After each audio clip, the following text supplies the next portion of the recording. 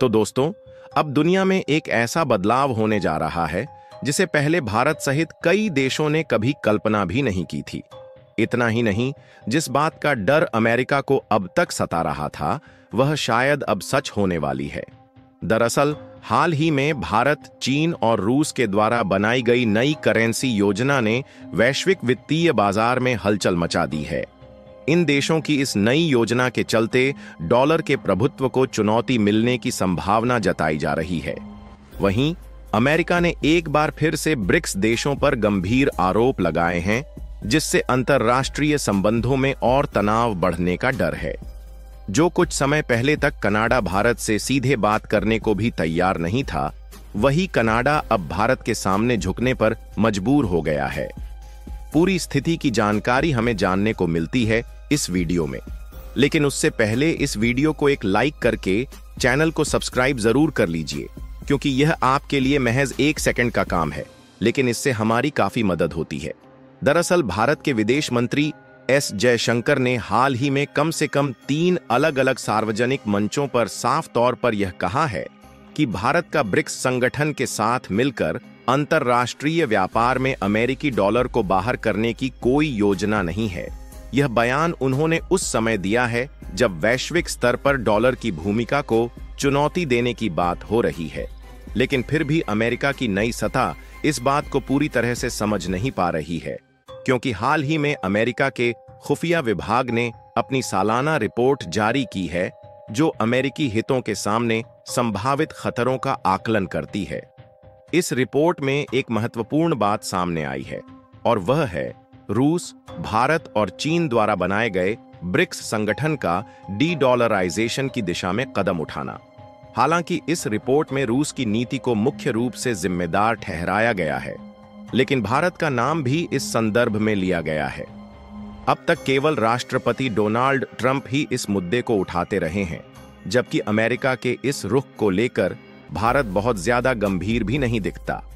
विदेश मंत्रालय ने हाल ही में जानकारी दी कि 24 से 25 मार्च 2025 को ब्रिक्स संगठन के सदस्य देशों के बीच 10वीं नीतिगत योजना बैठक का आयोजन हुआ था, जिसमें भारत, रूस, चीन, ब्राजील और दक्षिण अफ्रीका के प्रतिनिधियों के अलावा हाल ही में ब्रिक्स में शामिल हुए नए सदस्य देशों के वरिष्ठ प्रतिनिधियों ने भी भाग लिया। इस बैठक में मुख्य रूप से ब्रिक्स को एक संस्था के तौर पर विकसित करने के विषय पर विमर्श किया गया था। साथ ही हाल के विस्तार के बाद संगठन का भावी एजेंडा और प्राथमिकताएं क्या होनी चाहिए, इस पर भी विचार विमर्श किया गया। इसके अलावा विदेश मंत्रालय और अंतर्राष्ट्रीय कारोबार की मौजूदा स्थिति, आर्टिफिशियल इंटेलिजेंस, गवर्नेंस और बहुदी शांति सुरक्षा फ्रेमवर्क में बदलाव जैसे अन्य मुद्दे भी इस बैठक में उठे थे। अब देखा जाए तो इस सालाना रिपोर्ट में अमेरिका के लिए सबसे बड़े खतरे के तौर पर रूस को चिन्हित किया गया है। रिपोर्ट के अनुसार रूस लगातार पश्चिमी देशों द्वारा नियंत्रित अंतर्राष्ट्रीय संगठनों जैसे कि संयुक्त राष्ट्र यूएन में गड़बड़ी फैलाने की कोशिश कर रहा है। इसके अलावा यह रिपोर्ट यह भी बताती है कि रूस ने वैश्विक मंचों पर अपनी भूमिका को बढ़ाने और पश्चिमी शक्तियों के प्रभाव को चुनौती देने के लिए साजिशें तेज कर दी हैं। इसमें ब्राजील, भारत, रूस, चीन और दक्षिण अफ्रीका की सदस्य वाला ब्रिक्स संगठन भी शामिल है, जो डी-डॉलराइजेशन की नीति को आगे बढ़ा रहे हैं। पूरी रिपोर्ट में भारत के लिए एक सकारात्मक पहलू यह है कि इसमें लश्कर-ए-तैयबा जैसे भारत विरोधी आतंकवादी संगठनों को अमेरिका के लिए भी खतरे के रूप में चिन्हित किया गया है। इसका यह मतलब हो सकता है कि इन संगठनों पर अमेरिकी एजेंसियों का दबाव आने वाले समय में और बढ़ सकता है, जिससे भारत को इन आतंकवादी समूहों के खिलाफ और ज्यादा समर्थन मिल सकता है। यह भारत के लिए एक अच्छी खबर हो सकती है, क्योंकि इससे अमेरिका और भारत के बीच आतंकवाद के खिलाफ सहयोग और अधिक मजबूत हो सकता है। हालांकि इसके साथ ही रिपोर्ट में रूस और चीन की गतिविधियों को लेकर अमेरिका की चिंता भी दिखाई गई है, लेकिन भारत के लिए राहत की बात यह है कि लश्कर-ए-तैयबा जैसे संगठनों को अमेरिका के लिए भी खतरा माना गया है। यह स्थिति दोनों देशों के लिए आतंकवाद के खिलाफ एक मजबूत साझेदारी की दिशा में एक कदम हो सकती है। अब दोस्तों, आपको जानकर हैरानी होगी कि कनाडा और भारत के रिश्तों में अचानक गर्मजोशी देखने को मिली है, और इसका मुख्य कारण था ट्रंप की टैरिफ धमकी। जब खालिस्तान मुद्दे पर दोनों देशों के बीच तनाव बढ़ रहा था, तब अमेरिका के पूर्व राष्ट्रपति डोनाल्ड ट्रंप की व्यापारिक नीतियों ने कनाडा को भारत के और करीब ला दिया। यह बदलाव एक दिलचस्प मोड़ पर पहुंचा है, और इससे यह सवाल उठता है कि क्या यह सिर्फ व्यापारिक दबाव का परिणाम है या इसके पीछे कुछ और बड़ी रणनीतिक वजहें भी हैं। दरअसल, जब ट्रंप ने रेसिप्रोकल टैरिफ लगाने की घोषणा की, तो उसने पूरी दुनिया में हलचल मचा दी। कई देशों ने इसका विरोध किया, लेकिन ट्रंप अपने फैसले से पीछे नहीं हटे। इस पर विचार करते हुए यह भी समझा जा सकता है कि ट्रंप के इस कदम से व्यापारिक दृष्टिकोण से भी दोनों देशों के रिश्ते प्रभावित हो सकते हैं। अब इस व्यापारिक दबाव के बीच खालिस्तान मुद्दे पर खराब हुए भारत और कनाडा के रिश्ते अब एक नए मोड़ पर जा सकते हैं। ट्रंप की टैरिफ धमकी ने दोनों देशों के बीच तनाव बढ़ाया था, लेकिन अब यह स्थिति दोनों देशों के लिए रिश्ते सुधारने का एक अवसर बन सकती है। दरअसल 2 अप्रैल से प्रभावी होने वाले इस टैरिफ के कारण भारत और कनाडा दोनों देशों को आर्थिक नुकसान हो सकता है, जिसके चलते उन्होंने अपने व्यापारिक संबंधों को मजबूत करने का फैसला किया है। इसका मुख्य उद्देश्य अमेरिकी व्यापार निर्भरता से होने वाले नुकसान की भरपाई करना है, और इससे दोनों देशों के बीच आर्थिक सहयोग में सुधार हो सकता है।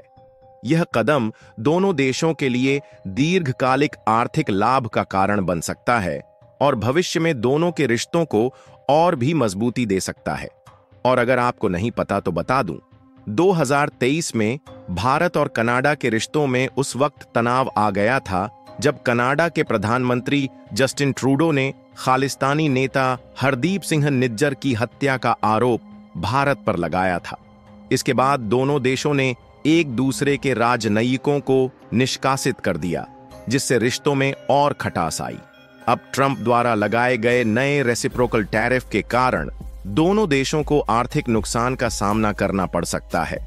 ब्लूमबर्ग की रिपोर्ट के अनुसार भारत और कनाडा ने अब अपने मतभेदों को साइड में रखकर अमेरिकी टैरिफ के प्रभाव को कम करने के लिए एक साझा रणनीति पर विचार करना शुरू किया है।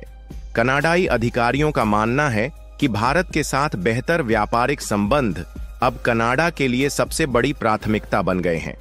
यह कदम दोनों देशों के लिए महत्वपूर्ण साबित हो सकता है, क्योंकि इससे वे अमेरिकी व्यापार निर्भरता से होने वाले नुकसान की भरपाई कर सकते हैं। लेकिन इस स्थिति के बीच कनाडा ने एक नया विवादित बयान भी दिया है। कनाडा के एक खुफिया अधिकारी ने दावा किया है कि भारत कनाडा के चुनावों में हस्तक्षेप कर सकता है। इस बयान के बाद दोनों देशों के बीच तनाव एक बार फिर से बढ़ सकता है। फिर भी ट्रंप की व्यापारिक नीतियों ने भारत और कनाडा के रिश्तों को एक नई दिशा दी है, और अब दोनों देशों के बीच व्यापारिक संबंधों के मजबूत होने की संभावना बन रही है। हालांकि खालिस्तानी मुद्दे और राजनीतिक आरोपों के बावजूद यह साझेदारी कितनी स्थिर और लंबी चलेगी, यह भविष्य में देखने की बात होगी। क्या आर्थिक सहयोग इन विवादों से ऊपर उठ सकेगा या फिर पुराने तनाव फिर से उभरेंगे? यह सवाल भविष्य में और महत्वपूर्ण हो सकता है। साथ ही भारत, रूस और चीन की नई करेंसी योजना ने वैश्विक वित्तीय बाजार में हलचल मचाई है। यह देखना दिलचस्प होगा कि अमेरिका इसके खिलाफ कोई सख्त कदम उठाता है या फिर डॉलर को इस नई करेंसी के सामने झुकने पर मजबूर होना पड़ेगा। आपका इस मुद्दे पर क्या विचार है? कृपया कमेंट बॉक्स में अपनी राय जरूर बताएं, और भारत से जुड़ी इसी तरह की जानकारी के लिए वीडियो को लाइक करें, दोस्तों के साथ शेयर करें और चैनल को सब्सक्राइब जरूर करें। जय हिंद, जय भारत।